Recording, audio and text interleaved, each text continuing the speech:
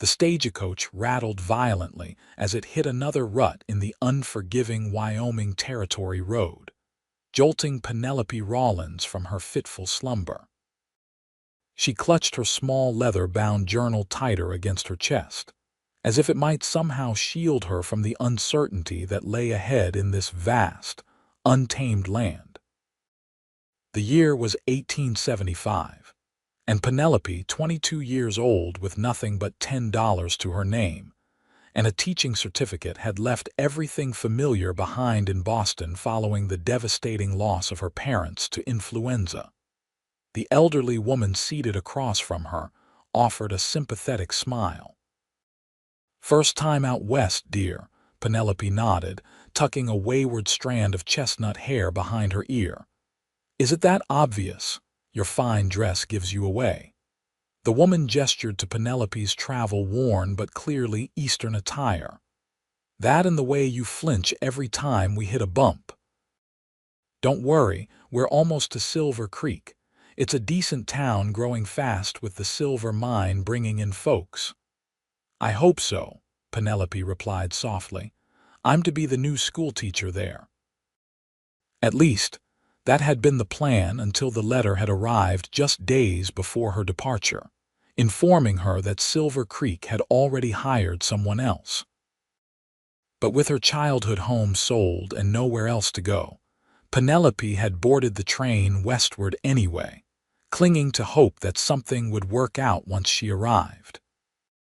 The stagecoach crested a hill, and Silver Creek came into view, a collection of wooden buildings nestled in a valley, surrounded by towering mountains and sprawling rangeland. Smoke rose from chimneys, and even from this distance Penelope could see people moving about the main street, tiny as ants from her vantage point. "There she is," the driver called back. "Silver Creek. We'll be there in 20 minutes, folks." Penelope felt her stomach twist with anxiety. Where would she go? What would she do? The money in her purse wouldn't last more than a few days at a hotel. The stagecoach lurched to a stop before the Silver Creek Hotel, a 2-story wooden structure with a wide porch. Penelope gathered her carpetbag and stepped down onto the dusty street, immediately assaulted by the unfamiliar sounds and smells of a frontier town horse's snorting, the blacksmith's hammer ringing against anvil, the scent of livestock mingling with cooking aromas from nearby establishments. "Miss Rawlins." Penelope turned to find a tall, broad-shouldered man approaching her. His face was partially shadowed by a wide-brimmed hat, but she could see he had a strong jawline darkened by stubble. He wore simple clothes, a cotton shirt, dark vest, and worn denim pants tucked into scuffed boots, but carried himself with undeniable authority. "Yes," she replied hesitantly. He removed his hat, revealing tousled sandy blonde hair and striking blue eyes that assessed her with surprising intensity. "Adam Abernathy. I'm the owner of the Silver Star Ranch. Town council asked me to meet you." Penelope's heart sank. "Mr. Abernathy, I received word that the teaching position has been filled. I'm afraid there's been a misunderstanding." A flicker of confusion crossed his weathered features. "No misunderstanding about the teaching position that's filled, true enough. But Mayor Thompson telegraphed that you might be willing to take on tutoring duties at my ranch instead." He studied her face. "You didn't know?" "No, I was never informed." Penelope felt her cheeks flush with embarrassment. "I apologize for the confusion." Adam replaced his hat, nodding thoughtfully. "Town's small. Telegraph operator probably thought you'd been notified." He glanced at her single carpetbag. "Is this all your luggage?" "Yes, I traveled light." "Smart," he commented. "Listen, Miss Rawlins, I've got 5 ranch hands who can barely write their own names and my foreman's boy who needs proper schooling. I've got a vacant bedroom in the main house where you'd stay. Pays fair room and board plus $30 a month." Penelope blinked in surprise. It wasn't what she'd expected, but it was an offer, a lifeline when she desperately needed one. I. I would need to know more about the arrangement, Mr. Abernathy. Call me Adam, he said, his expression softening slightly. And that's fair. How about we discuss it over lunch? The cafe across the street serves decent food. You must be hungry after your journey. The mention of food reminded Penelope that she hadn't eaten since early morning. Thank you, that would be most appreciated. Adam picked up her carpetbag despite her protests and guided her across the dusty street toward a small building with a hand-painted sign reading Emma's Cafe. Inside, the warm aroma of baking bread and coffee enveloped them. A few patrons glanced up at their entrance, curiosity evident on their faces. A plump woman with gray streaked hair tied in a bun approached them, wiping her hands on her apron. Adam Abernathy, haven't seen you in town for weeks. And who's this lovely young lady? Emma, this is Miss Penelope Rollins from Boston. Miss Rollins, Emma Wilson, best cook in 3 counties. Emma beamed at the introduction. Welcome to Silver Creek, dear. Come, sit down. You look like you could use a hot meal. They settled at a corner table and Emma bustled away to fetch coffee. Penelope found herself studying Adam Abernathy more carefully. His hands were calloused and strong working hands, but there was a gentleness in how he'd handled her baggage.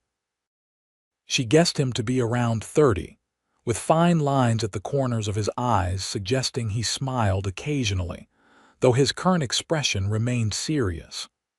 Tell me about yourself, Miss Rollins, he said after Emma had brought coffee and promised stew and biscuits shortly. Penelope wrapped her fingers around the warm mug. There isn't much to tell. I completed my teaching certification in Boston last year. My parents passed away this winter, and with no family remaining, I decided to accept the position here. She hesitated, then added, or what I thought was a position. Adam nodded, seeming to understand what she left unsaid. And now you're 1,000 miles from home with no job. That summarizes it rather well, she admitted with a small, forced smile. The ranch is 15 miles outside town, he explained.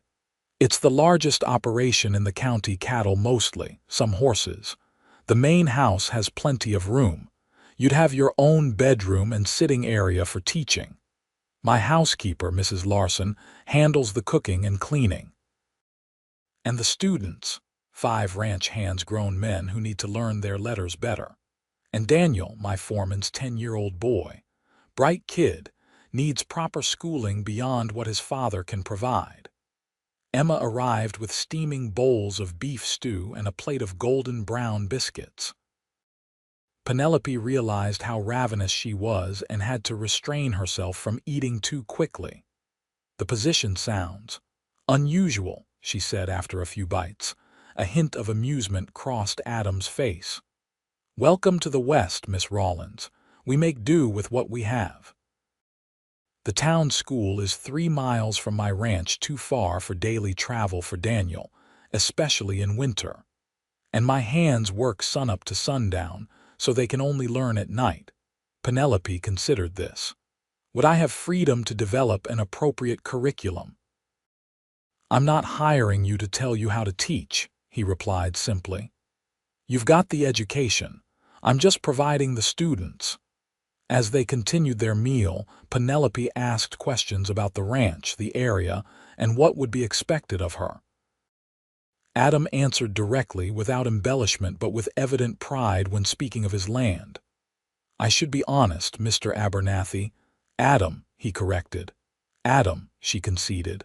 I know nothing about ranching or the West. I've spent my entire life in Boston. He studied her for a moment. Do you know teaching? Yes, of course. Then that's what matters. The West isn't something you know, it's something you learn, same as anything else. His straightforward logic was oddly comforting. When the meal concluded, Penelope had made up her mind.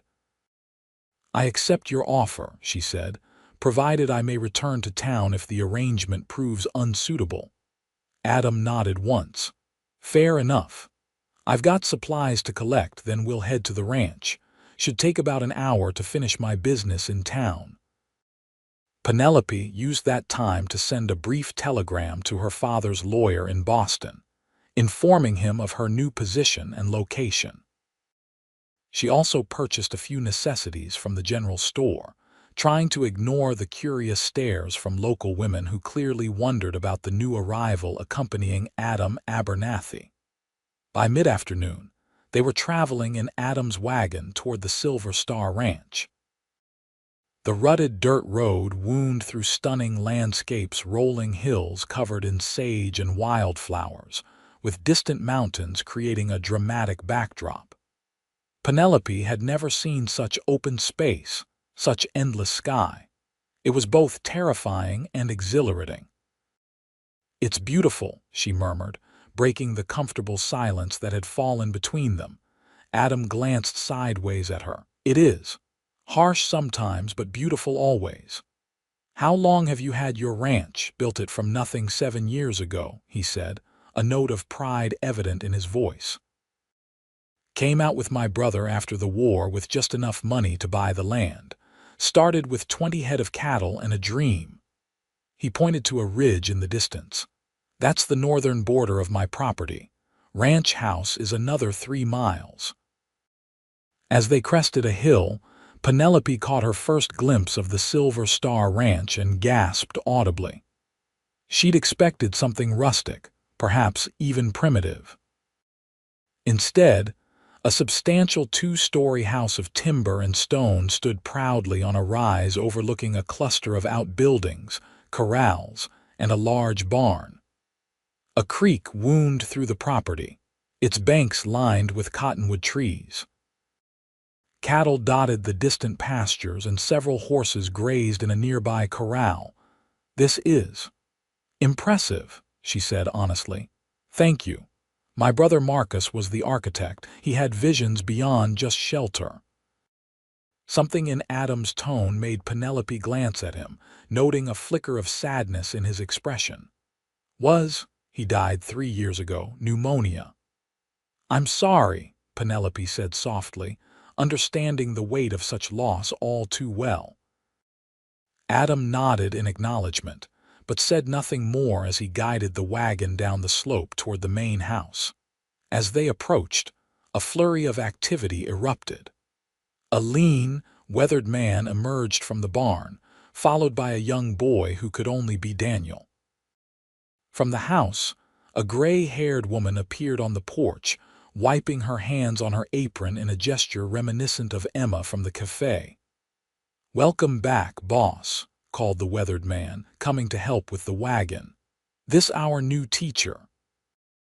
"Miss Rawlins, this is Tom Wheeler, my foreman," Adam introduced as he jumped down from the wagon. "And that's his son Daniel." The boy stepped forward, studying Penelope with undisguised curiosity.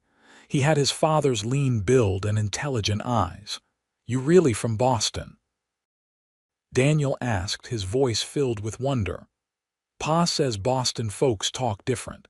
Penelope smiled as Adam helped her down from the wagon. "Yes, I am. Do I sound different to you?" Daniel nodded vigorously. "Like in them books Pa reads sometimes. Fancy." "Daniel," his father chided gently, but Penelope laughed. "I suppose I do sound different, just as you sound different to my ears."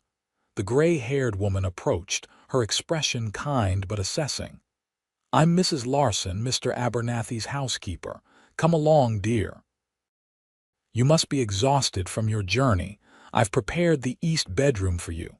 Adam nodded to her. "Get settled in, Miss Rawlins. Dinner's at 6. Mrs. Larson will show you around the house." As he strode toward the barn with Tom Wheeler, Penelope followed Mrs. Larson into what would be her home for the foreseeable future. The interior of the house surprised her even more than its exterior had. While undeniably a frontier home, it boasted polished wooden floors, a grand staircase, and furnishings that spoke of taste and means. Landscape paintings hung on the walls and bookshelves lined one wall of the spacious sitting room. Did Mrs. Abernathy select the furnishings? Penelope asked innocently, admiring a particularly fine writing desk by the window. Mrs. Larson gave her an odd look. There is no Mrs. Abernathy, dear. Never has been. Mr. Marcus Adams' brother had the eye for such things. Adam appreciates it but doesn't fuss over decor. Penelope felt heat rise to her cheeks at her mistake. I apologize, I simply assumed. The housekeeper's expression softened. No need to apologize. Come, I'll show you to your room. The east bedroom was larger than Penelope had expected, with a comfortable-looking four-poster bed, a dresser, washstand, and a window seat overlooking the rolling pastures. Sunlight streamed through lace curtains, giving the room a warm, welcoming feel. This is lovely, Penelope said sincerely, setting her carpetbag on the bed. Mrs. Larson smiled, pleased. Mr. Marcus designed this as a guest room, said someday the house would be filled with family and friends. A shadow crossed her face. He had such plans before he passed. It seems he was well loved, Penelope observed gently. Indeed he was. Different from Adam's sunnier disposition, always talking. Adam's the quiet sort, keeps to himself, more so since losing Marcus. Mrs. Larson moved to the door. Rest a bit, dear. I'll call you for dinner. Bathrooms down the hall if you want to freshen up. Left alone, Penelope unpacked her meager belongings, arranging her few dresses in the spacious wardrobe. She placed her parents' photograph on the bedside table, alongside her Bible and journal. The enormity of her situation suddenly washed over her. She was 1,000 miles from everything familiar, in a stranger's home, in a land that operated by rules she didn't yet understand. Yet strangely, she didn't feel afraid. Uncertain, yes, but not afraid.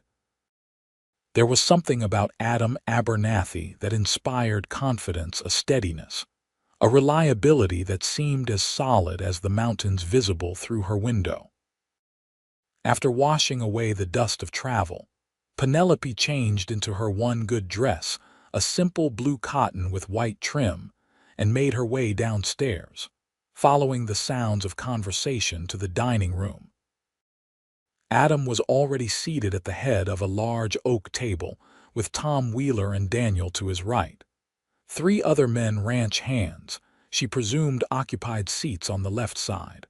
All conversation ceased when she entered and the men scrambled to their feet. Miss Rawlins, Adam acknowledged with a nod. Please join us. He indicated the empty chair at the opposite end of the table. As she took her seat, Adam made introductions. You've met Tom and Daniel. These are some of my hands, Bill Foster, Henry Jameson, and Pete McCoy. The others are out with the North herd. The men nodded respectfully, clearly uncomfortable in the presence of a lady from the East. Penelope smiled warmly at each, trying to put them at ease. It's a pleasure to meet you all. I understand I'll be working with some of you on reading and writing. Bill, a ruddy-faced man with enormous hands, cleared his throat. That'd be me and Pete, madam. Henry here already reads just fine. Better than fine, Adam commented. Henry keeps our books, Mrs. Larson entered with a platter of roasted beef, followed by a young girl carrying bowls of vegetables and potatoes. The food was simple but abundant and delicious. As the meal progressed, the initial awkwardness faded, and Penelope found herself enjoying the banter between the men. Adam spoke little, but she noticed how the others looked to him naturally, not out of fear but respect. Miss Rawlins, Daniel piped up during a lull in conversation, will you teach me about Boston and the ocean? I ain't never seen the ocean. Haven't ever seen, his father corrected gently.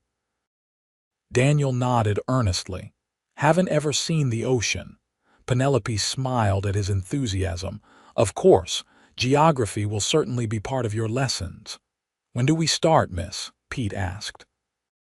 He was the youngest of the hands, probably only a few years older than Penelope herself, with a shock of red hair and freckles. "I thought perhaps tomorrow evening for the adults, after your work is done," she suggested, glancing at Adam. "And mornings for Daniel, if that suits everyone." Adam nodded his approval. The small study off the sitting room should work well. It has a desk and some chairs already. "Perfect," Penelope said. "And perhaps you gentlemen could let me know what specific skills you'd like to focus on. Some might want letter writing, others might prefer reading." The men looked at each other, seemingly surprised at being consulted about their education. "I'd like to read the newspaper proper," Bill admitted. "Got family back east, and I like knowing what's happening there." "I want to write my mother without asking Henry to do it," Pete added. "She worries when she doesn't hear from me regular." After dinner, the men excused themselves to the bunkhouse, while Tom took Daniel home to the small cabin they shared near the main house. Penelope found herself alone with Adam in the sitting room, where he had poured himself a small glass of whiskey and offered her tea. "Your men seem eager to learn," she commented, settling into a comfortable armchair by the fireplace. Adam nodded, leaning against the mantelpiece. "They're good men, hard workers. Most never had much schooling, but they're not lacking intelligence. And Daniel seems bright and curious. Too curious sometimes," Adam said with the barest hint of a smile. "Always asking questions, that boy." "The best kind of student," Penelope replied, sipping her tea. They fell into a comfortable silence for a moment. Penelope studied Adam as he gazed into the fire. There was something almost melancholic about him, a man who clearly had achieved great things, yet seemed to carry a weight on his broad shoulders. "May I ask you something, Mr. Adam?" she corrected herself. He looked up, eyebrows raised slightly. "Of course. Why go to such lengths for education? Many ranchers wouldn't bother." Adam considered her question, turning his glass slowly between his fingers. "My father couldn't read, signed his name with an X his whole life, made him vulnerable to cheats, to those who'd take advantage. He was a proud man, but that shame followed him." He took a small sip of whiskey. "I won't have my men suffer the same." The simple honesty of his answer moved her. "That's admirable. It's practical," he countered, but his expression had softened slightly. "What about you, Miss Rawlins? What brings a Boston lady all the way to Wyoming territory?" Penelope looked down at her teacup. "Necessity, initially. After my parents died, there was little keeping me in Boston except memories. When the teaching position was advertised, it seemed like an adventure, I suppose, a new beginning.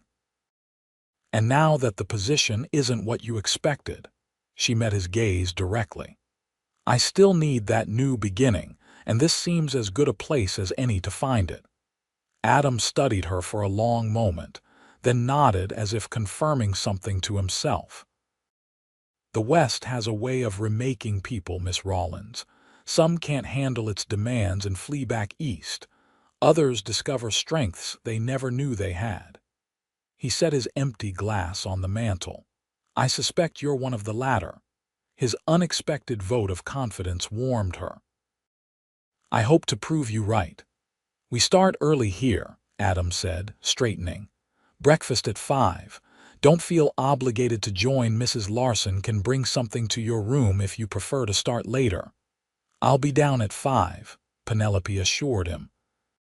She was determined to adapt to the rhythms of her new home. Adam nodded, seemingly pleased by her response. "Then I'll bid you good night, Miss Rawlins." "Good night, Adam, and thank you for this opportunity."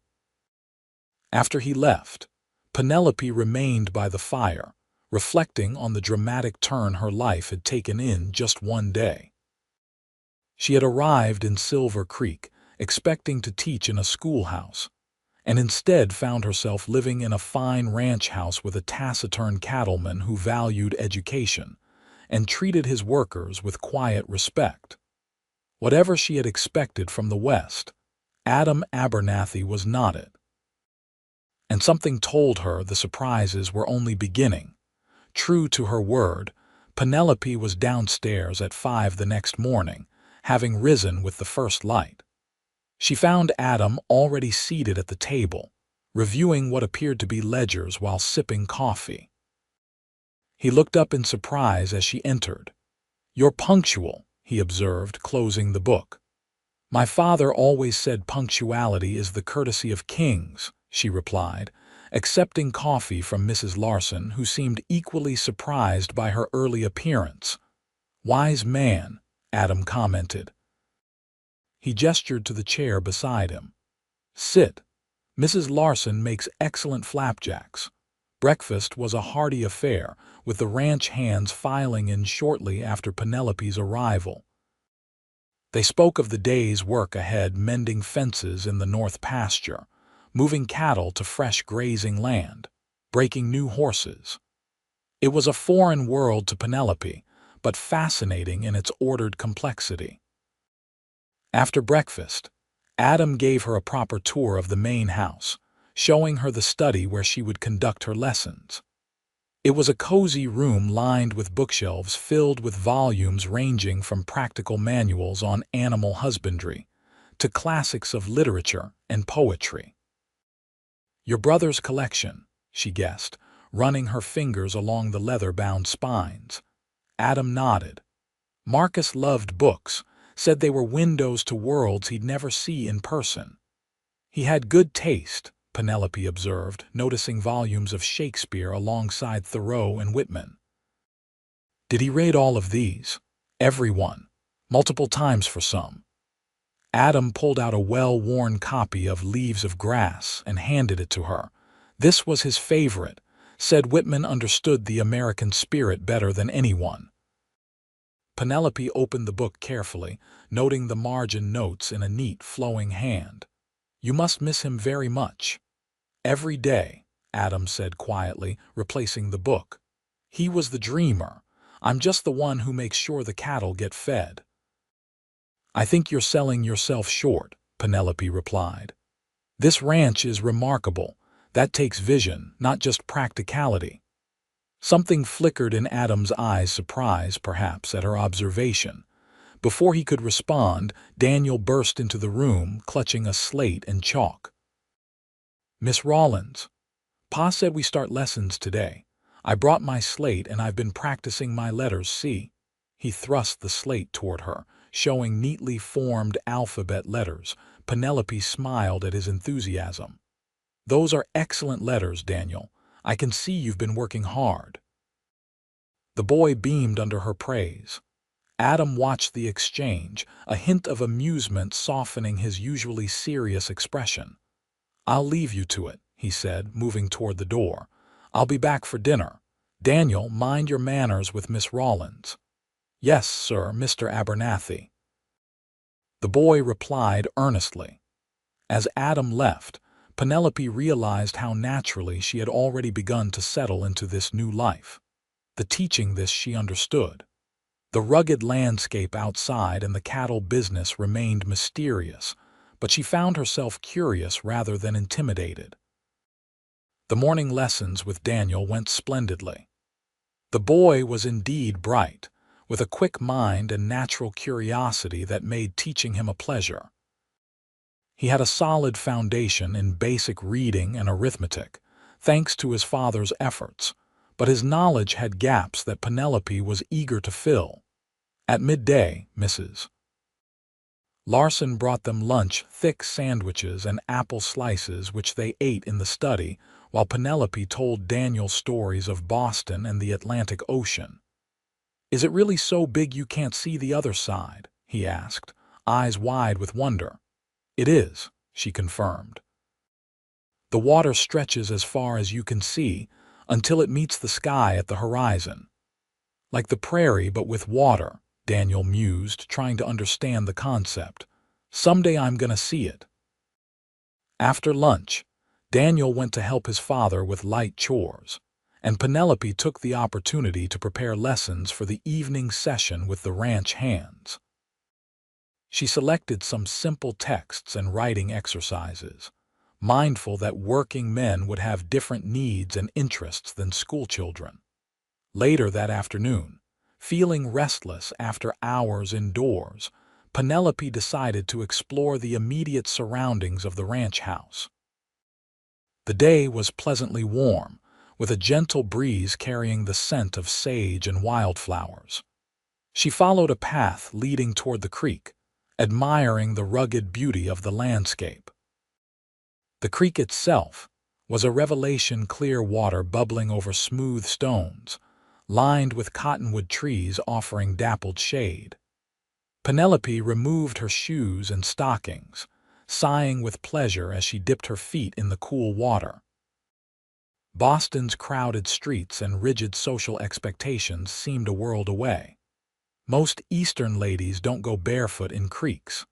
Penelope started at the voice, almost losing her balance on the slippery stones. Adam stood a few yards away, leading his horse to drink. She hadn't heard his approach over the sound of the water. Most Eastern ladies don't find themselves on Wyoming ranches, she countered, making no move to withdraw her feet from the creek. Besides, it's delightful. A rare smile briefly transformed Adam's face. Can't argue with that. He allowed his horse to drink, then tethered it to a nearby tree and approached the creek bank. Finding your way around all right? Yes, thank you. It's beautiful here. Penelope gestured to the surrounding landscape.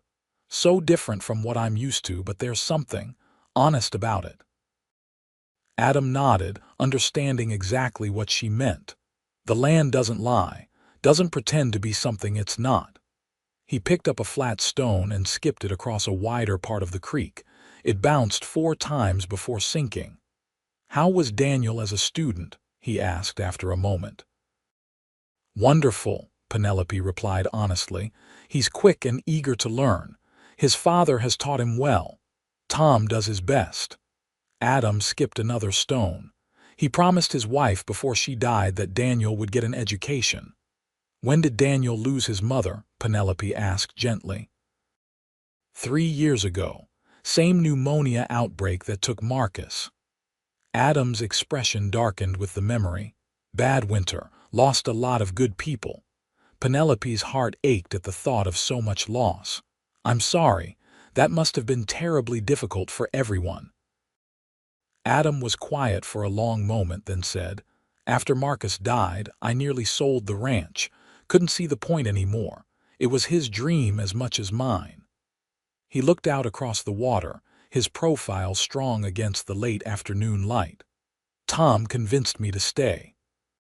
Said Marcus would haunt us both if I gave up what we'd built. Do you regret staying? Penelope asked. Adam's gaze shifted to her, his blue eyes thoughtful. No, Tom was right. This land, it gets in your blood, becomes part of you. He glanced down at her feet still in the water and added with the ghost of a smile, Looks like it might be working on you already. Penelope laughed, a light, genuine sound that seemed to surprise them both. Perhaps it is. That evening, after a hearty dinner, Penelope conducted her first lesson with the ranch hands in the study. Bill and Pete arrived promptly, looking uncomfortable in clean shirts, their hair slicked down with water. She had worried they might resent being taught by a woman, particularly one younger than themselves, but their eagerness to learn quickly dispelled her concerns. Bill wanted to improve his reading skills, while Pete focused on writing letters to his mother in Minnesota. They worked diligently for an hour, and Penelope was impressed by their determination despite their obvious fatigue after a long day of physical labor. You're both making excellent progress, she told them sincerely as the lesson concluded. With regular practice, you'll see improvement quickly. Thank you kindly, Miss Rawlins, Bill said, carefully placing his slate in a drawer for safekeeping. Never had a proper teacher before. My ma will be right pleased to get a letter in my own hand, Pete added with a shy smile. Been wanting to tell her about Wyoming without Henry reading all my business. After they left, Penelope tidied the study, feeling a deep sense of satisfaction. Teaching had always been her calling, and seeing the genuine desire to learn in her unusual students reaffirmed that choice. She was replacing books on shelves when Adam appeared in the doorway. "Successful first day?" he inquired. "Very," she replied. "Your men are dedicated students." "Good men," Adam said simply. He entered the study, looking around as if seeing it with new eyes. "This room hasn't been used properly since Marcus died. He used to read to the hands on winter evenings. Whitman, mostly. Some Shakespeare when he was feeling ambitious." "It sounds like he was a wonderful man," Penelope said softly. Adam nodded. "The better half of me, my father used to say." He picked up a book, turning it in his hands. "I didn't have his way with words, or his vision. But you've built something remarkable here," Penelope observed. "That takes a different kind of vision." Adam looked up, studying her with an expression she couldn't quite read. "You're kind to say so." "Not kind, honest," she corrected him. "I may be new to the West, but I recognize accomplishment when I see it." A moment of understanding passed between them, brief but undeniable. Then Adam cleared his throat and changed the subject. "Tomorrow's Saturday. No formal lessons, but if you'd like to see more of the ranch, I could show you around." Penelope brightened at the suggestion. "I'd like that very much." "Good." Adam nodded, seeming pleased. "We'll ride out after breakfast. Mrs. Larson can find you suitable riding clothes." After wishing her good night, Adam left, and Penelope found herself smiling as she extinguished the lamp. One day at Silver Star Ranch had already begun to change her perspective on the West, on teaching, and perhaps most surprisingly, on Adam Abernathy himself. The following morning dawned clear and bright. Penelope dressed in the riding clothes. Mrs. Larson had provided a divided skirt and simple blouse that allowed freedom of movement while maintaining modesty. She had ridden occasionally in Boston's parks, but suspected Western riding would be quite different. At breakfast, Adam seemed pleased to see her in appropriate attire. "Ever ridden astride?" he asked as they walked toward the stables afterward. "No," Penelope admitted. "Only side saddle, and not extensively." "Side saddle won't do out here," Adam said, leading her into the cool dimness of the stable. "But don't worry, I've got a gentle mare who'll take good care of you." The mare in question was a pretty chestnut named Copper, with intelligent eyes and a gentle demeanor. Adam showed Penelope how to saddle the horse properly, his large hands moving with surprising delicacy as he tightened straps and adjusted stirrups. "She's beautiful," Penelope said, stroking the mare's velvet nose. "Good-natured, too," Adam replied. "Raised her from a foal." He demonstrated the correct way to mount, then steadied the horse as Penelope somewhat awkwardly settled into the saddle. "It feels strange," she admitted, adjusting to the unfamiliar position. "You'll get used to it." Adam mounted his own horse, a powerful black gelding with effortless grace. "Just relax and let Copper do the work for now." They rode at a leisurely pace away from the ranch buildings, Copper following Adam's horse without Penelope having to do much guiding. As they crested a hill, Adam pulled up and waited for her to join him. "Silver Star," he said with quiet pride, gesturing at the sprawling landscape before them. From this vantage point, Penelope could see the full extent of the ranch, rolling grassland stretching to distant mountains, dotted with grazing cattle. The creek they'd visited yesterday wound like a silver ribbon through the property, and she could make out several smaller structures line cabins. Adam explained at strategic points around the ranch. "It's magnificent," she breathed, truly awed by the scale and beauty of it all.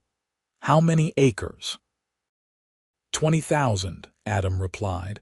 "Started with just 500 when Marcus and I arrived." "How did you acquire so much?" Adam shrugged slightly. "Hard work, good timing, some luck." He pointed to the eastern section.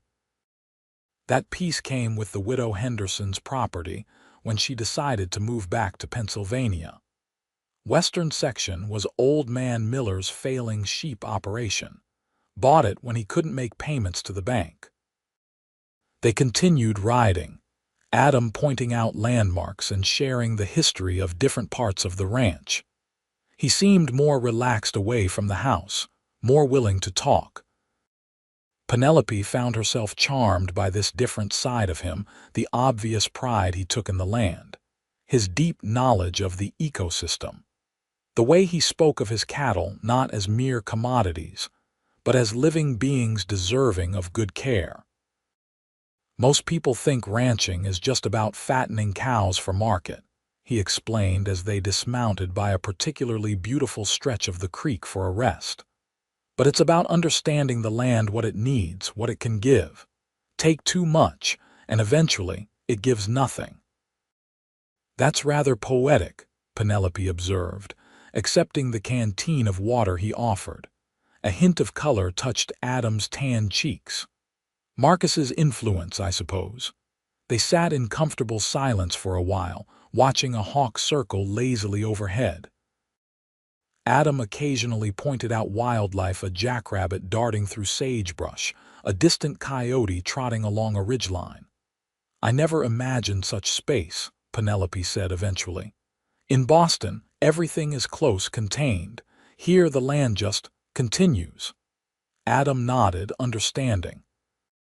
It can be overwhelming at first. Some folks can't stand it, feel too exposed, too small. And you, how does it make you feel? Adam considered this, his blue eyes scanning the horizon. Free, he said simply. Like I can breathe. The sincerity in his voice touched something in Penelope. She was beginning to understand the pull of this place, the way it could capture a person's heart despite, or perhaps because of its vastness and challenges. As the sun climbed higher, they remounted and continued their tour. Adam showed her a calving pasture where new spring calves stayed close to their mothers, a natural spring that never ran dry even in drought years. And finally, a hilltop cemetery where 5 grave markers stood in solemn row. My parents, he explained, gesturing to the first 2 stones. They followed us out from Pennsylvania a year after we established the ranch. Father's heart gave out that first winter. Mother lasted another 2 years.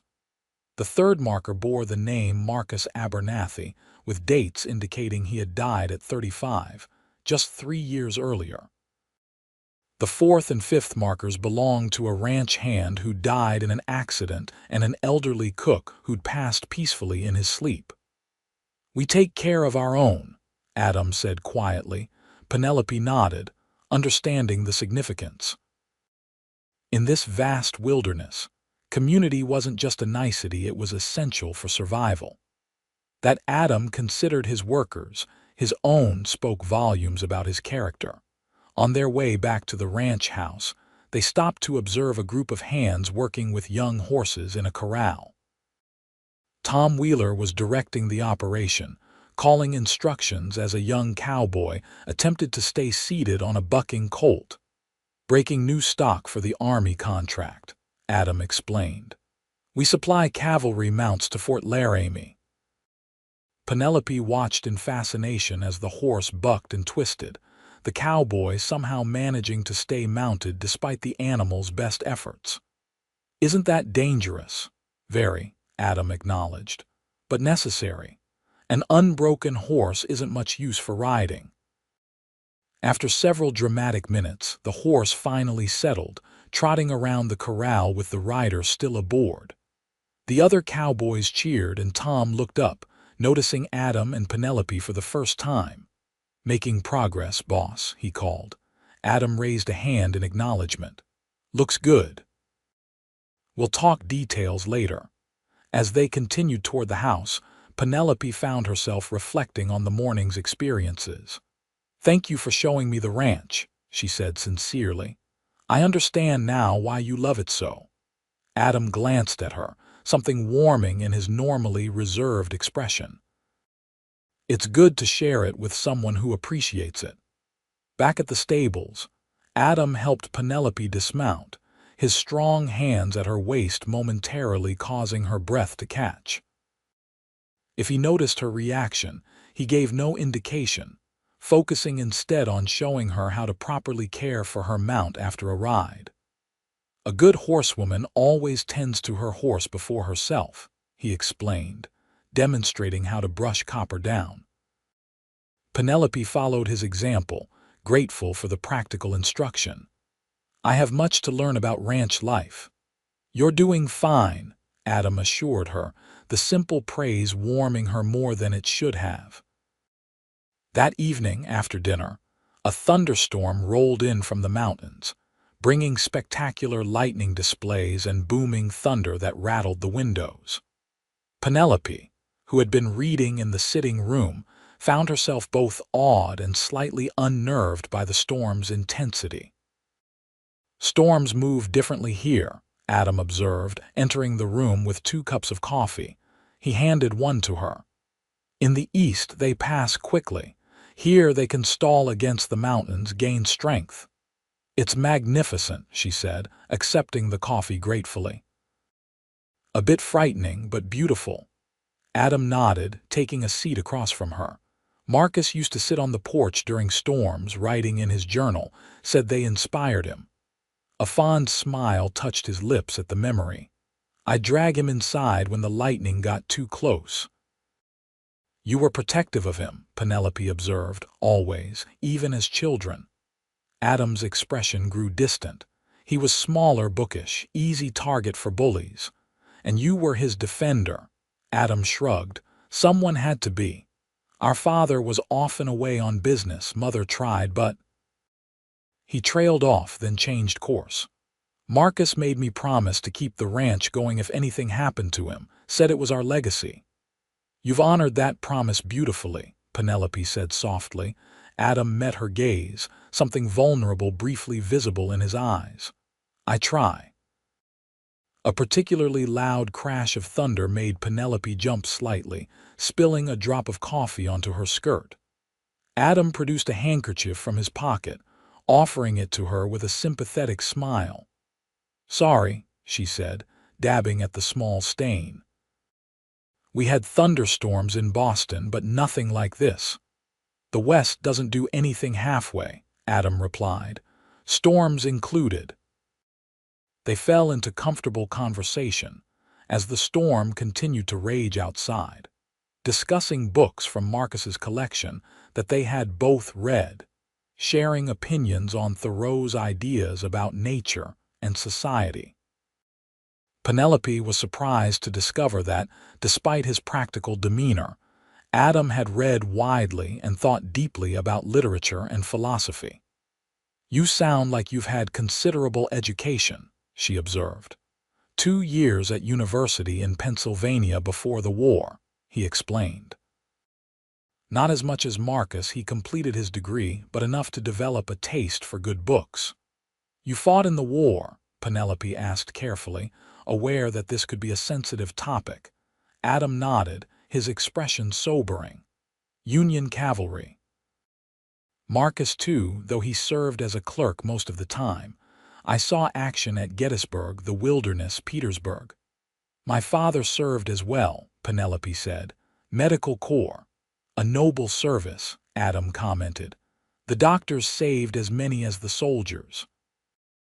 The storm eventually subsided, leaving behind a fresh, clean scent that wafted through the open windows. Adam rose to stoke the fire, which had burned low during their conversation. "I should let you get some rest," he said. "Tomorrow's Sunday, no formal work, but you're welcome to join us for the service if you like." "Service?" Penelope asked, surprised. "Nothing formal. No church within 20 miles, so we hold our own gathering. Tom reads from the Bible, we sing a few hymns. Not much, but it keeps the Sabbath." "I would love to attend," Penelope said sincerely. Adam nodded, seeming pleased.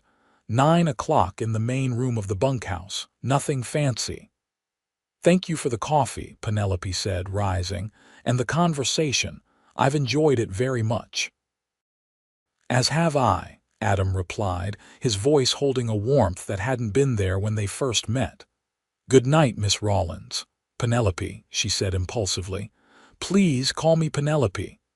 Adam looked momentarily surprised, then nodded. "Good night, Penelope."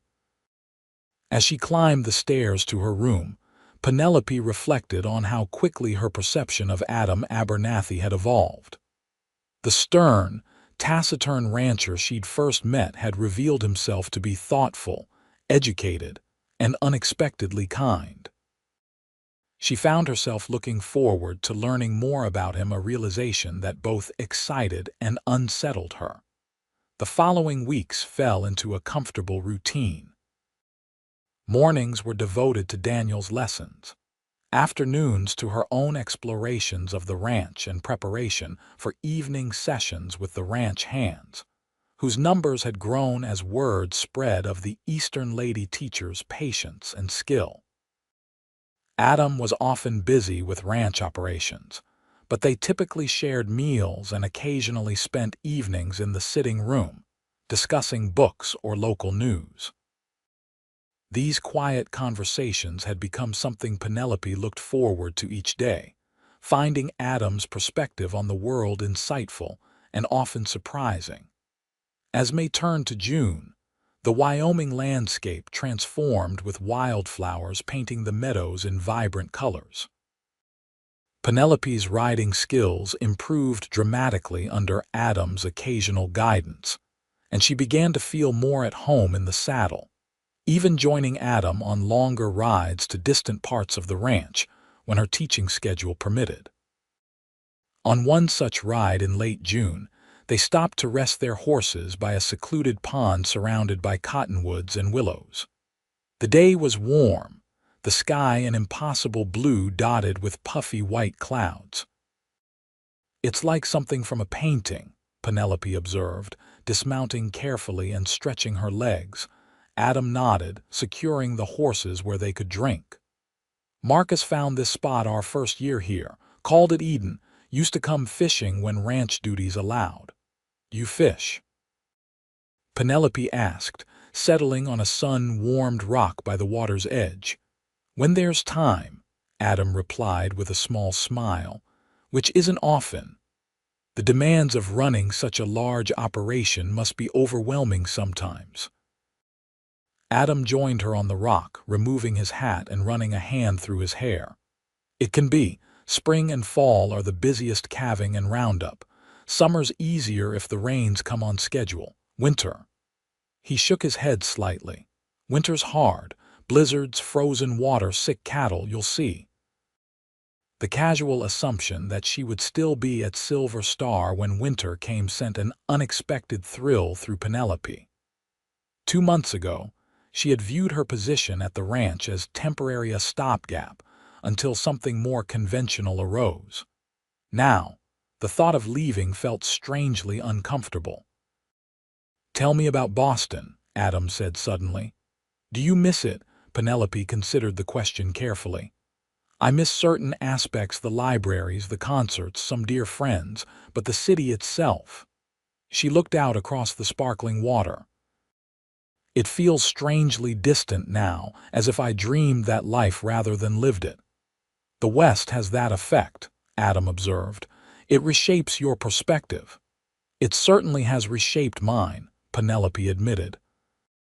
"I came here with such fixed ideas about what my life should be, what teaching should look like.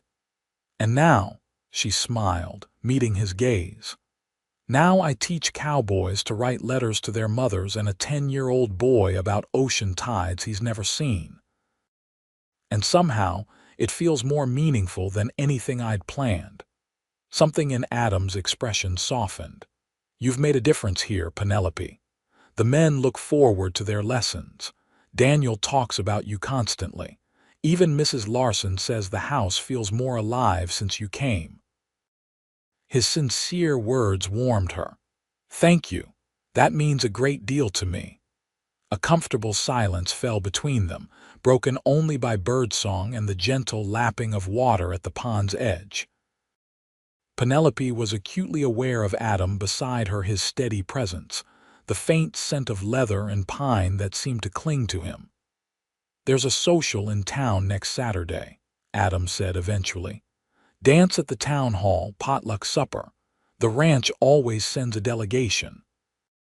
He glanced at her, something almost hesitant in his expression. "Would you like to attend? Might be a good opportunity to meet more people from town." "I'd love to," Penelope replied, perhaps too quickly. "That is, if you think I wouldn't be intruding on your ranch tradition." "No intrusion," Adam assured her. "In fact, Mrs. Larson has been hinting rather heavily that I should invite you. Says it's not right to keep you isolated out here." Penelope laughed. "Hardly isolated with lessons to teach and an entire ranch to explore. But yes, I would enjoy seeing more of Silver Creek." Adam nodded, looking pleased. "Good. We'll plan to ride in Saturday afternoon, stay overnight at the hotel. Sunday's the day of rest anyway." As they mounted their horses to return to the ranch house, Penelope found herself unreasonably excited about the prospect of the town social. It wasn't just the opportunity to meet new people or enjoy music and dancing. It was the fact that Adam had specifically invited her, stepping outside his usual reserved manner to do so. The week leading up to the social passed in a flurry of anticipation. Mrs. Larson helped Penelope refurbish her best dress, adding fresh lace at the collar and cuffs, and letting out the seams slightly to accommodate the changes in Penelope's figure from weeks of hearty ranch cooking and outdoor activity. "You'll be the prettiest girl at the dance," the housekeeper declared as Penelope tried on the newly altered garment. "Though I'm partial, of course." Penelope blushed at the compliment. "Thank you for your help, Mrs. Larson. I would have been quite lost without your skill with a needle." The older woman waved away her thanks. "It's nice to have a young lady to fuss over. Been too many years of just mending men's shirts and pants." She hesitated, then added, "The boss seems different lately. Lighter somehow. I haven't seen him this present since before Mr. Marcus passed." Penelope wasn't quite sure how to respond to this observation. "The ranch appears to be doing well. Perhaps that accounts for his improved spirits." Mrs. Larson gave her a knowing look, but said nothing more on the subject. Saturday morning dawned bright and clear, perfect weather for the journey into town.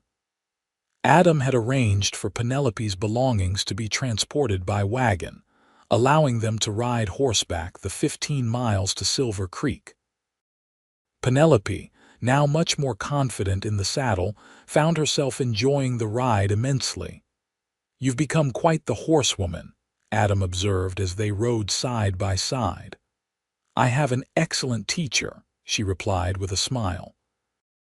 Adam actually chuckled, a rare sound that Penelope found she wanted to hear more often. "Copper deserves the credit. She's a patient mount." They arrived in Silver Creek by mid-afternoon, the town considerably more lively than it had been when Penelope first arrived 2 months earlier. The main street bustled with activity as people prepared for the evening's festivities. Adam escorted Penelope to the Silver Creek Hotel, where he had reserved rooms for them both. The proprietor, a plump woman named Mrs. Jenkins, greeted them warmly. "Mr. Abernathy, how lovely to see you in town." Her curious gaze shifted to Penelope. "And this must be your teacher I've heard so much about." "Miss Penelope Rawlins," Adam confirmed. "She's been a tremendous asset to the ranch." "Pleased to meet you properly, dear," Mrs. Jenkins said. "We've all been curious about the Boston lady teaching at Silver Star. Emma Wilson says you've got all the cowboys reading poetry." Penelope laughed. "Not quite poetry yet, but they're making excellent progress with their letters." After ensuring Penelope was comfortably settled in her room, Adam excused himself to attend to some business matters before the social. "I'll call for you at 6 if that suits," he asked. "Perfect," Penelope replied, suddenly feeling oddly shy. Once alone, Penelope bathed and changed into her freshened dress, arranging her hair in a more elaborate style than she typically wore at the ranch. Looking in the mirror, she hardly recognized herself. Her skin had taken on a healthy glow from her time outdoors, and her eyes seemed brighter, more alive. Precisely at 6, a knock came at her door. Adam stood in the hallway, and Penelope's breath caught at the sight of him. Gone was the everyday working attire of the ranch. In its place, he wore a well-tailored dark suit, crisp white shirt, and string tie. His hair was neatly combed and he'd trimmed his beard. He looked handsome and distinguished and decidedly uncomfortable in his formal attire. "You look beautiful," he said simply, his blue eyes warming as they took in her appearance. "Thank you," Penelope replied, feeling a blush rise to her cheeks. "You look very handsome yourself." A hint of color touched Adam's tanned face. "This suit sees daylight about twice a year. Marcus always said I wore it like a man sentenced to hang." Penelope laughed. "I think you wear it very well." They walked the short distance to the town hall, where lanterns had been strung across the entrance, casting a welcoming glow. Inside, the simple building had been transformed with bunting, flowers, and tables laden with food. A small band was setting up on a raised platform at one end of the room, and already several dozen people milled about, greeting friends and neighbors. Their entrance caused a small stir. Adam Abernathy at a social event was apparently noteworthy, and with a lady on his arm, even more so. Penelope found herself the center of curious but mostly friendly attention as Adam introduced her to what seemed like half the town. Mayor Thompson, a portly man with an impressive mustache, pumped her hand enthusiastically. "So pleased you found a position at Silver Star, Miss Rollins. Adam here runs the finest spread in the territory. Couldn't have landed in a better place." "I've been very fortunate," Penelope agreed, glancing at Adam, who stood beside her, a proprietary hand at the small of her back. Emma from the cafe bustled over, beaming. "Look at you two. Don't you make the handsomest couple this side of the Mississippi?" Adam cleared his throat. "Miss Rollins is our teacher, Emma." The cafe owner's eyes twinkled mischievously. "Of course she is, dear. Now come get some food before these vultures devour it all." The evening progressed pleasantly, with Penelope finding herself genuinely enjoying the company of Silver Creek's residents. They were curious about her Eastern background but welcomed her warmly, especially once they learned of her success in teaching the Silver Star hands. When the band struck up a lively tune, couples began taking to the floor for dancing. Adam, who had remained close to Penelope throughout the evening, turned to her with an almost hesitant expression. "Would you care to dance?" he asked. "I should warn you I'm not particularly skilled." "I would love to," Penelope replied, placing her hand in his offered one. "And I doubt you could be worse than my cousin Frederick, who once broke 2 of my toes at a Christmas ball." Adam laughed, that rare, wonderful sound that transformed his face completely. "I'll endeavor to preserve your toes, at least." Contrary to his warning, Adam proved to be a competent dancer, guiding Penelope through a waltz with surprising grace for such a tall man.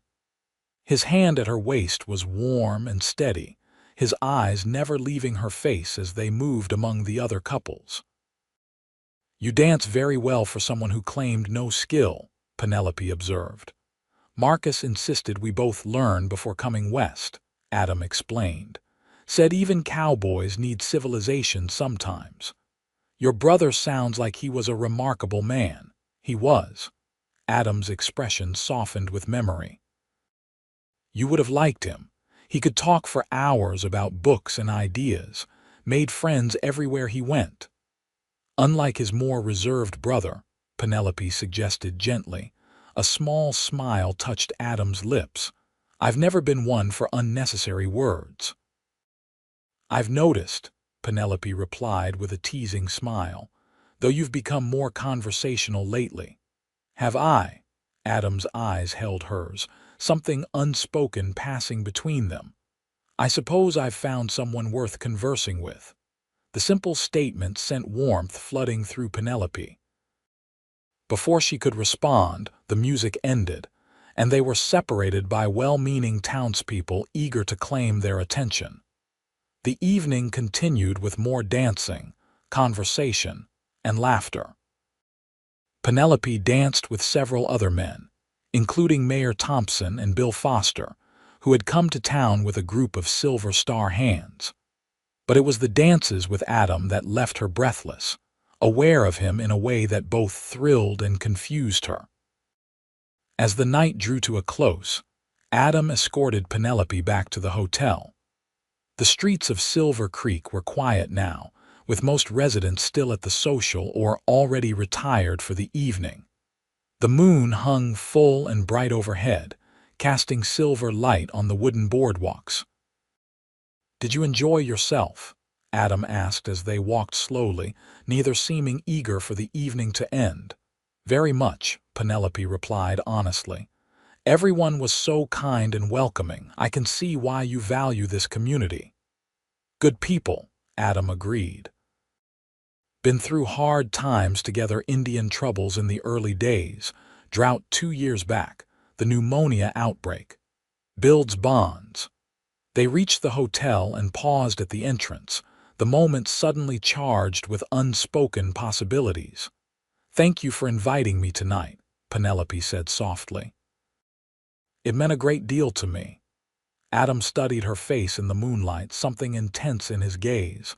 "Thank you for coming. It's been different having you at Silver Star. Better." The sincerity in his voice touched Penelope deeply. On impulse, she reached up and gently touched his cheek. "Good night, Adam." For a moment she thought he might kiss her. His expression softened and he leaned slightly toward her. But then he straightened, taking a small step back. "Good night, Penelope," he said, his voice husky. "Sleep well." As Penelope climbed the stairs to her room, her heart racing, she realized with sudden clarity that her feelings for Adam Abernathy had grown far beyond simple admiration or friendship. Somewhere amid the lessons and shared meals and evening conversations, she had fallen in love with the quiet, thoughtful rancher. The realization both exhilarated and terrified her. She had come west seeking a fresh start, not romantic entanglement. And despite moments of warmth and connection, Adam remained in many ways an enigma, a man still partly defined by loss and duty. Sleep came fitfully that night, her thoughts too full of Adam and the uncertainty of her situation to find rest easily. The next morning, they returned to the ranch after attending a simple church service in Silver Creek. The ride home was quieter than their journey to town, both seemingly lost in their own thoughts.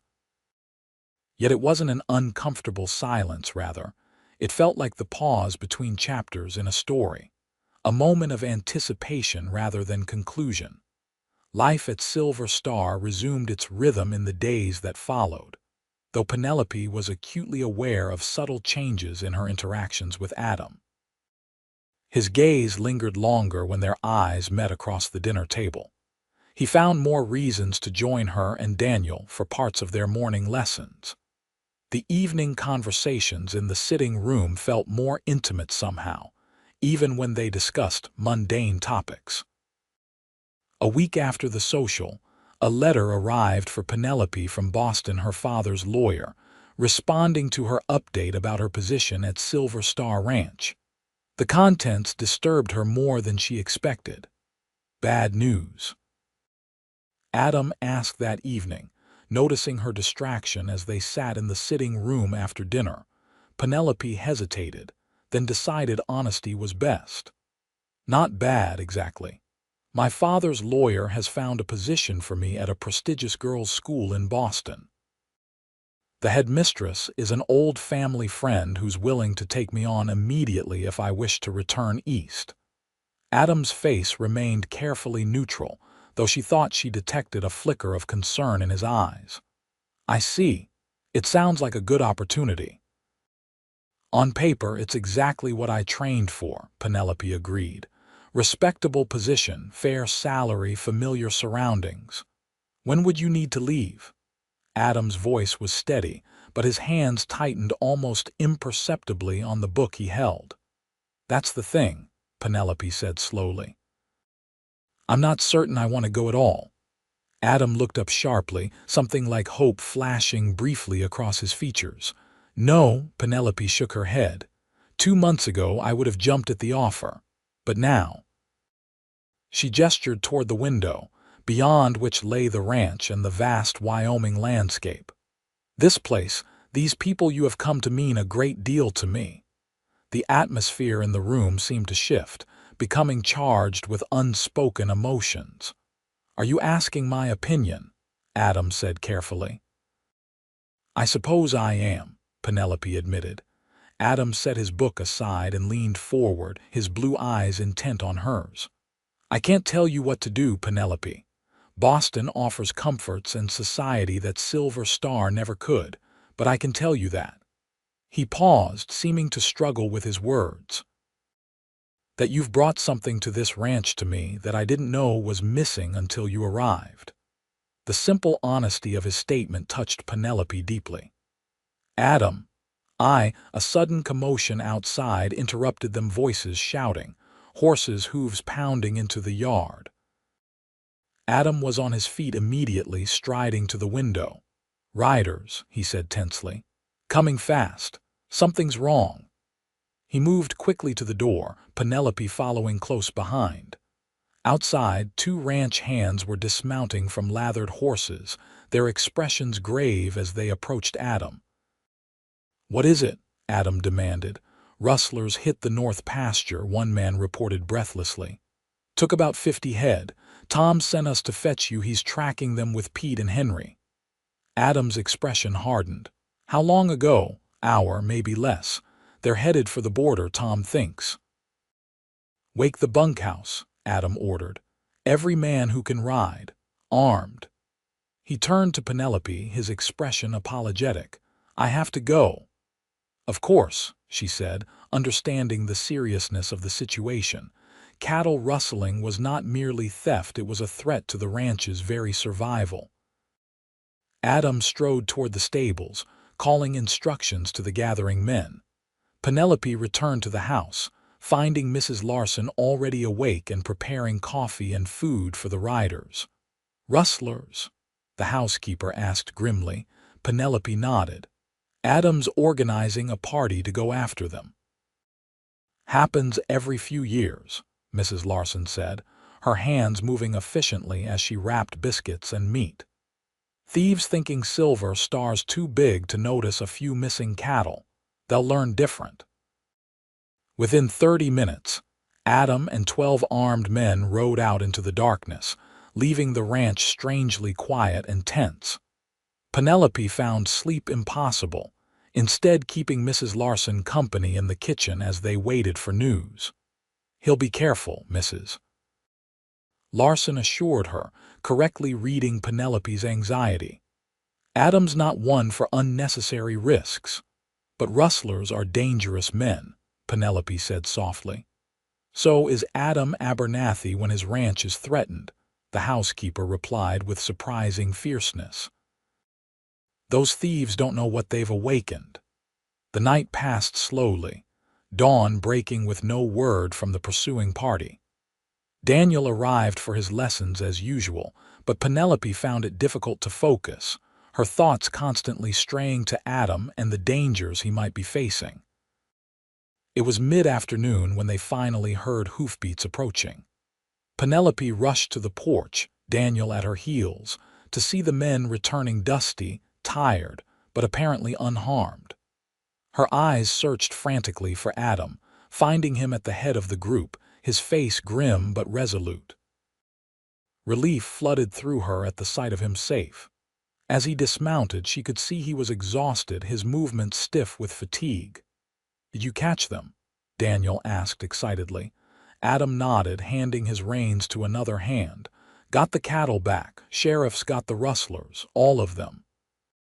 Mrs. Larson asked, appearing behind Penelope with coffee and food. All but one, Adam said, accepting the coffee gratefully. He won't be stealing cattle again. The implications of his words sent a chill through Penelope. Adam noticed her expression and touched her arm gently. He drew on Tom, he explained quietly.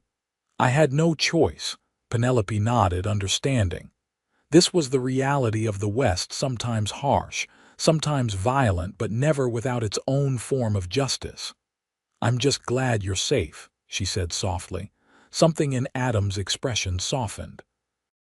I need to see to the men and horses. Then we should talk. The quiet urgency in his voice made Penelope's heart race. She nodded, returning to the house to help Mrs. Larson prepare food for the hungry men. It was early evening before Adam sought her out, finding her in the garden behind the house where she often sat to read or simply enjoy the sunset. He had bathed and changed, but weariness still etched his features. May I join you? He asked. Penelope nodded, setting aside her book. Of course. You must be exhausted. It was a long ride, Adam acknowledged, settling beside her on the garden bench, but worth it. The rustlers were part of a gang that's been hitting ranches all across the territory. Sheriff thinks we've broken their operation for good. I'm glad, Penelope said sincerely. And relieved you weren't hurt. Adam was quiet for a moment, seeming to gather his thoughts. When we were pursuing those men, all I could think about was getting back here to the ranch to you. It made me realize something I've been avoiding. Penelope's heart quickened. What's that? Adam turned to face her directly, his blue eyes intense in the fading light. I don't want you to go back to Boston, Penelope. These past months with you here have been. I've felt alive again in a way I haven't since Marcus died. Adam, she began, but he gently placed a hand over hers. Please let me finish. I know I'm not an easy man. I'm set in my ways, too serious most times. I can't offer the refinements of Boston or the society you're accustomed to. But I can offer you this ranch, this life if it's something you could want. Understanding dawned on Penelope slowly.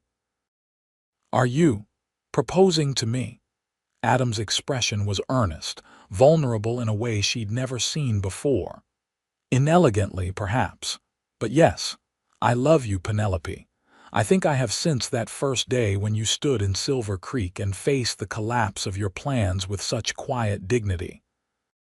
Tears pricked at Penelope's eyes, joy welling up from some deep place inside her. Oh, Adam, I love you too. These months at Silver Star, they've changed me, shown me what truly matters. She squeezed his hand. I don't want to go back to Boston. My place is here now with you, with this ranch, with the life we could build together. Relief and happiness transformed Adam's face. He drew her gently into his arms, his lips finding hers in a kiss that was tender and reverent, yet held the promise of passion. When they finally parted, Adam rested his forehead against hers. I've been so afraid to hope, he admitted. Afraid that your fondness for the ranch, for the teaching, wouldn't extend to a life partnership with me. Penelope touched his face gently. I fell in love with the ranch because it's an extension of you, Adam. Your vision, your dedication, your heart. Adam kissed her again, more deeply this time, his arms tightening around her as if he feared she might vanish. When he finally drew back, there was wonder in his eyes. Marcus would have loved you, he said softly. He always said I needed someone who could see past my gruff exterior. Your brother was a wise man, Penelope replied with a smile, and I wish I could have known him. But I see his legacy everywhere on this ranch, in the books, in the beauty of the house, in the man you've become. They remained in the garden until twilight deepened into true darkness, planning their future together. They would marry soon. Adam insisted no long engagement necessary when both were certain of their hearts. Penelope would continue teaching. expanding her role to include children from neighboring ranches who lacked access to formal education. Mrs. Larson will be thrilled, Adam said as they walked hand in hand back to the house. She's been hinting for weeks that I should make my intentions known before some cowboy stole your heart, Penelope laughed. The only heart being stolen was mine, by a certain taciturn rancher who pretends to be all business but reads Shakespeare by lamplight. The news of their engagement was met with delight by the ranch household. Mrs. Larson actually wept with joy, confessing she'd been praying for just this outcome since Penelope's arrival. Daniel was excited at the prospect of having his teacher permanently at the ranch, while the hands offered awkward but sincere congratulations. "About time," Tom Wheeler said gruffly, shaking Adam's hand.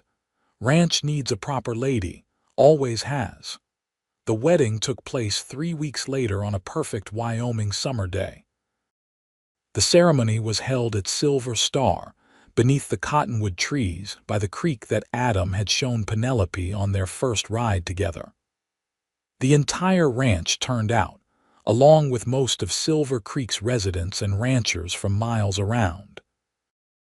Emma Wilson provided a magnificent wedding feast, and the celebration continued well into the evening, with music and dancing under the stars.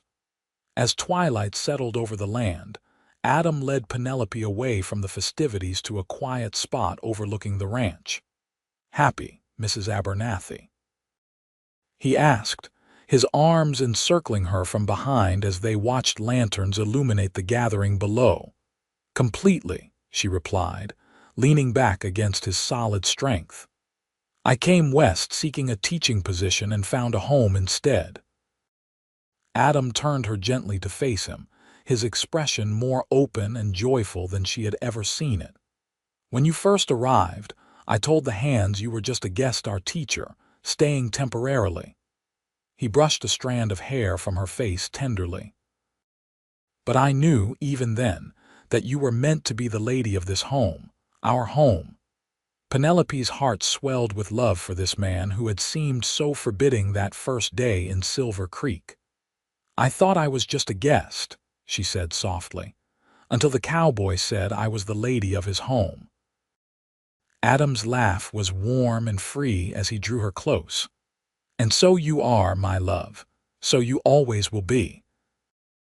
As they sealed this promise with a kiss, Penelope knew with absolute certainty that her impulsive journey west had led her exactly where she was meant to be, not to a schoolhouse in Silver Creek, but to Silver Star Ranch and the arms of Adam Abernathy.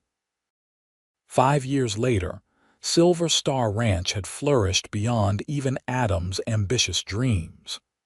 The herd had doubled in size, commanding premium prices at market. The ranch house had expanded to include a proper schoolroom where Penelope now taught not only Daniel Wheeler, now a tall, thoughtful 15-year-old with aspirations to attend university, but 12 other children from surrounding ranches and farms. More significantly, the sound of children's laughter now filled the halls that Marcus Abernathy had designed with family in mind. 3-year-old Marcus, named for his uncle, had his father's blue eyes and his mother's curious nature. 1-year-old Elizabeth, a sweet-tempered baby with her father's sandy hair, was beginning to toddle after her brother on sturdy legs. On a warm autumn afternoon, Penelope stood on the porch watching Adam teach little Marcus to ride his first pony, a gentle creature barely larger than a dog. Her heart swelled as Adam's strong hand steadied the boy, his face alight with pride and love as his son giggled with delight. Mrs. Larson appeared beside her, little Elizabeth on her hip. "Who would have thought," the housekeeper said fondly, "that stern Adam Abernathy would turn out to be such a doting father?" "I knew," Penelope replied with a smile, accepting her daughter from the older woman's arms. "He just needed the chance." Later that evening, with the children asleep and the ranch quiet under a canopy of stars. Adam and Penelope sat together on the porch swing that had been his wedding gift to her. His arm rested comfortably around her shoulders, her head against his chest. "I received a letter from my father's lawyer today," Penelope said. "Remember Caroline Phillips from the girls' school in Boston, the one who replaced me when I declined the position?" Adam nodded. Vaguely, "What about her?" "She's engaged to the mathematics teacher and leaving her post," Penelope said with a laugh. "They asked again if I might be interested in returning to take her place." Adam's arm tightened slightly around her. "And are you?" Penelope tilted her head to look at him, seeing the teasing light in his eyes. "What do you think? Trade all this," she gestured to the moonlit landscape before them, "for Boston's crowded streets. Trade my cowboy students and our beautiful children for society girls? Never." Adam smiled, the rare, full smile that had become more frequent in their years together. "Just checking, though I'd follow you to Boston if that's what you wanted." "I know you would," Penelope said softly, touching his face. "That's one of the countless reasons I love you. But my heart is here now, Adam. Has been since that first day when a stern rancher met a displaced Boston schoolteacher and offered her a home." "Best decision I ever made," Adam murmured, bending to kiss her with the same tenderness and passion that still made her heart race after 5 years of marriage. As they sat together in the Wyoming night, watching the moon rise over the land they both loved, Penelope reflected on the strange workings of fate. She had come west seeking only employment and found instead her true purpose, her true home, and her true love. The woman who thought she was just a guest had indeed become the lady of Adam Abernathy's home and his heart. And there was nowhere else on earth she would rather be.